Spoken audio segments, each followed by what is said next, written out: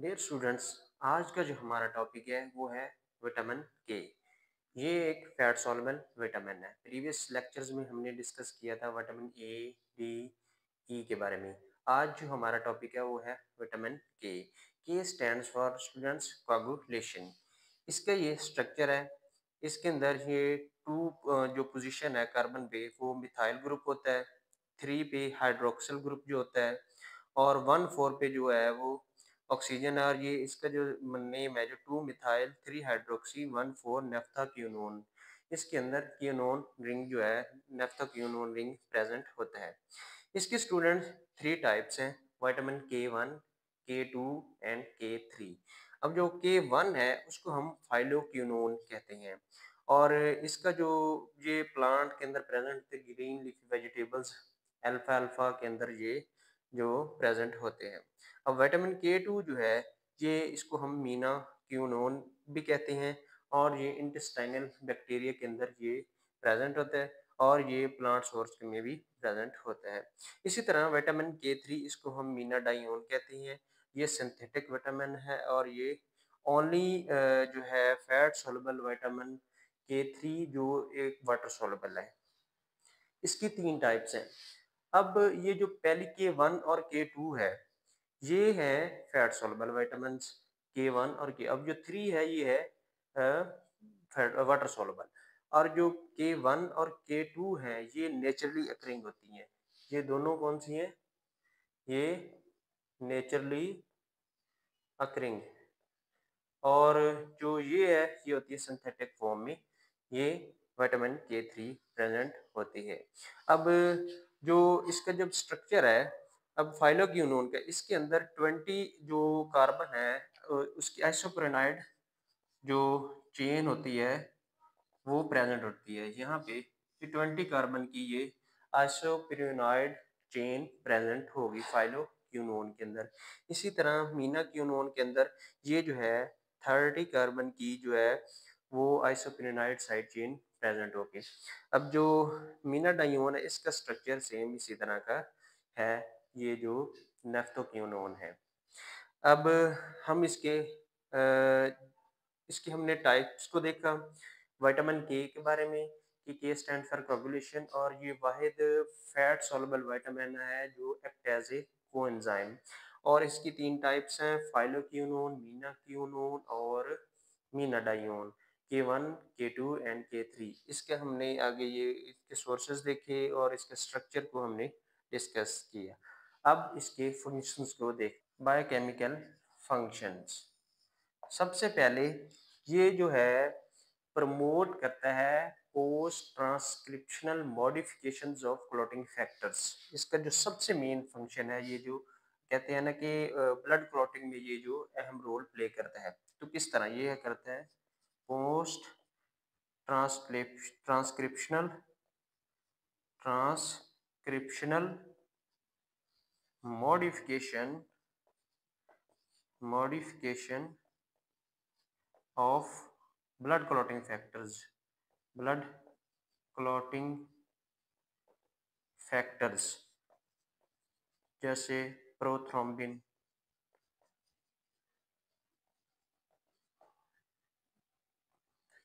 7 2 हो गया, 7 हो गया, 9। इस तरह ये जो है क्लॉटिंग फैक्टर्स की जो मॉडिफिकेशंस है उसके अंदर ये अहम रोल ये किस तरह प्ले करता है।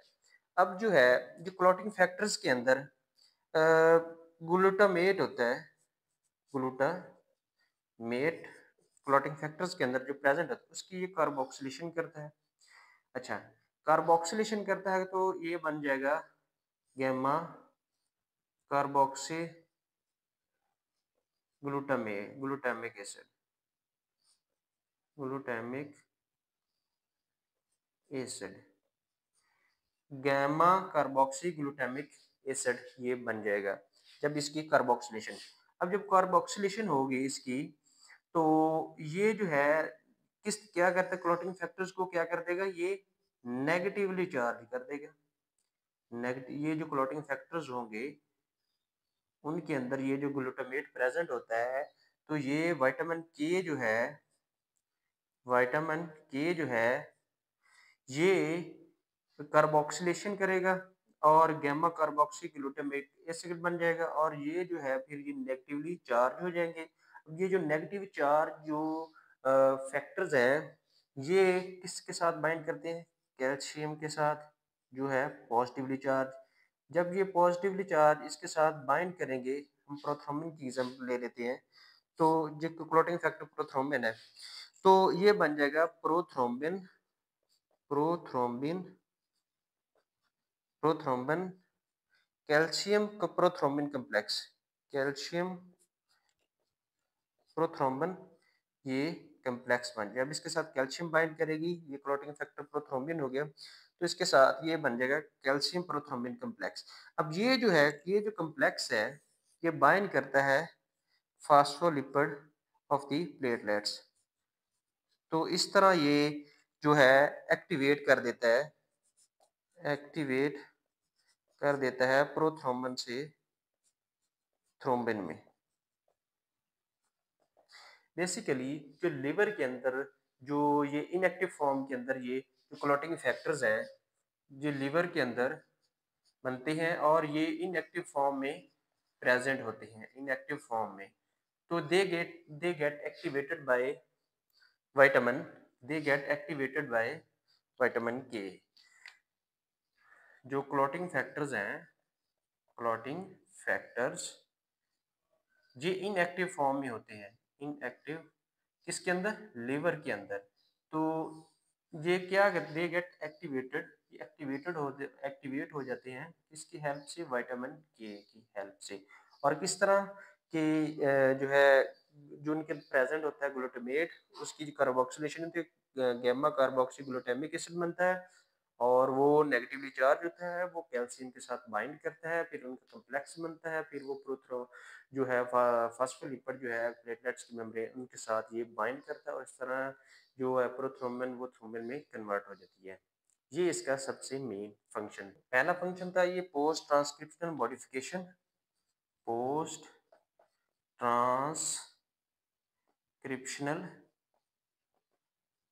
मॉडिफिकेशन। सेकंड फंक्शन है इसका ये जो कैल्शियम बाइंडिंग प्रोटीन्स होती हैं, बाइंडिंग प्रोटीन्स होती हैं, उनकी जो कैपेसिटी है उसको इन्हांस करता है विटामिन की जो है, विटामिन के इसकी जो है कैपेसिटी को इन्हांस करता है और ये कैल्शियम जो है वो उसको अब्जॉर्ब करती है, इस तरह ये बोन्स की जो है वो बोन्स को स्ट्रॉन्ग करते हैं। देन आगे थर्ड जो है role in oxidative phosphorylation, role in oxidative phosphorylation.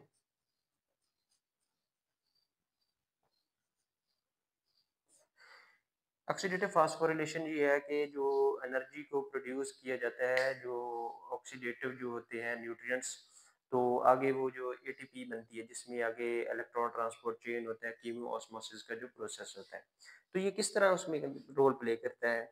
जो जब हम माइटोकॉन्ड्रिया को जो ये जो होता है प्रोसेस ऑक्सीडेटिव फास्फोरिलेशन का, ये माइटोकॉन्ड्रियल मेम्ब्रेन में ये टेक प्लेस करता है।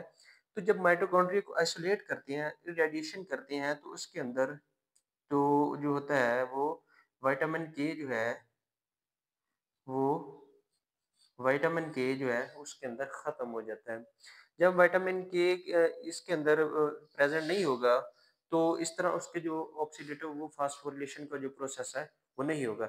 जब हम इसको विटामिन के इसके अंदर इसको जब देते हैं विटामिन के, तो विटामिन के जब ये डेफिशिएंसी हो जाता है, डेफिशिएंसी हो जाती है, जब विटामिन के इसको इंजेक्ट करते हैं, जब इसके अंदर जो वो उसको देते हैं, तो वो इस तरह आगे जो है वो फास्फोरिलेशन का प्रोसेस वो जो है स्टार्ट हो जाता है। इसके 3 मेजर फंक्शंस हैं, पोस्ट ट्रांसक्रिप्शन मॉडिफिकेशन जो ब्लड क्लॉटिंग फैक्टर्स जो हम देखते हैं अक्सर के जो है विटामिन के जो है वो ब्लड कोगुलेशन में जो मेन इसका फंक्शन वही है। फिर आगे कैल्शियम बाइंडिंग प्रोटीन, फिर इसका रोल इन ऑक्सीडेटिव फास्फोरिलेशन। अब इसकी डेफिशिएंसी जो डेफिशिएंसी की वजह से जो इसकी सिंड्रोम्स होती हैं उसको हम देखते हैं। सबसे पहले ये जो है कि जब हम प्रोलॉन्ग्ड यूज़ करते हैं किसका, एंटीबायोटिक्स का, prolonged use of antibiotics and sulphur drugs, जब ये हम यूज़ करते हैं बहुत ज़्यादा एक्सेसिव यूज़, तो उससे ये होता है कि जो विटामिन के 2 है, विटामिन के 2, जब प्रोलॉन्ग्ड यूज़ ऑफ एंटीबायोटिक्स और सल्फर ड्रग्स होगा तो जो विटामिन के 2 जो प्रोड्यूसिंग बैक्टीरिया होते हैं इंटेस्टाइन के अंदर, तो वो उनकी जो ग्रोथ है, ग्रोथ होगी उसको ये अफेक्ट करेगा। ग्रोथ को जो विटामिन के 2 प्रोड्यूसिंग बैक्टीरिया जो होते हैं ये इंटेस्टाइन के अंदर प्रेजेंट होते हैं। तो अब इसका ये एक मेन ये है कि जो जो विटामिन के की डेफिशिएंसी जो है वो बहुत ज़्यादा कम इसकी वजह से होती हैं, डिजीज़ेज़ वगैरह जो भी होती है उसकी वजह ये है कि ये इंटेस्टाइन के अंदर इंटेस्टाइन के अंदर ये इसकी ग्रोथ हो रही थी, जो इसके अंदर जो बैक्टीरिया वगैरह होती हैं, जो जो माइक्रो ऑर्गेनिजम्स होते हैं वो इसकी ग्रोथ को इन्हांस करते हैं, जिसकी वजह से ये बहुत ही कम जो है इसकी वजह से डेफिशिएंसी की वजह से जो भी सिंड्रोम्स वगैरह डिजीज़ वगैरह बहुत ज़्यादा कम होती हैं। अब पहले ये हो गया जब बहुत ज़्यादा हम एक्सेसिव यूज़ ऑफ एंटीबायोटिक्स और सल्फर ड्रग्स करेंगे। दूसरा ये है दूसरा ये है कि इसकी माल अब्जॉर्प्शन, इसकी अब्जॉर्प्शन कम इस वजह से होगी कि जो कुछ डिजीज़ेज़ हैं, इंटेस्टाइनल डिजीज़ेज़ होती हैं। फॉर एग्ज़ाम्पल ये स्प्रू एक डिज़ीज़ है, इंटेस्टाइनल डिज़ीज़ है। तो जब ये डिज़ीज़ होगी तो ये अब्ज़ॉर्ब होता है, क्योंकि ये फैट सॉल्युबल विटामिन है। ये किसकी वजह से होता है? Fat soluble with help of bile salts absorb होता है किसकी वजह से? बाइल साल्ट्स की वजह से। तो जब ये डिजीज़ होंगी तो वो उसकी वजह जो है बाइल साल्ट्स साल्ट्स वगैरह नहीं बनेगा, तो इस तरह जो है वो विटामिन जो है के वो सॉल्युबल इसके अंदर नहीं होगा।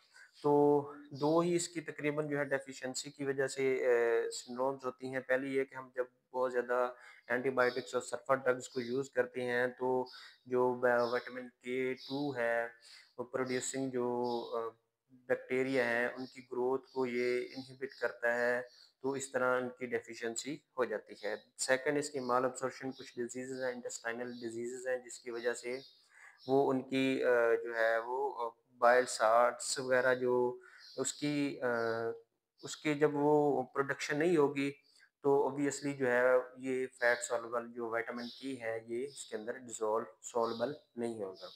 तो स्टूडेंट्स आज हमने जो डिस्कस किया वो विटामिन के बारे में, उसकी टाइप्स को हमने देखा जिसमें 3 टाइप्स थी। फिर उसके अंदर हमने उसके फंक्शंस को देखा कि कोagulation जो सबसे मेजर फंक्शन है।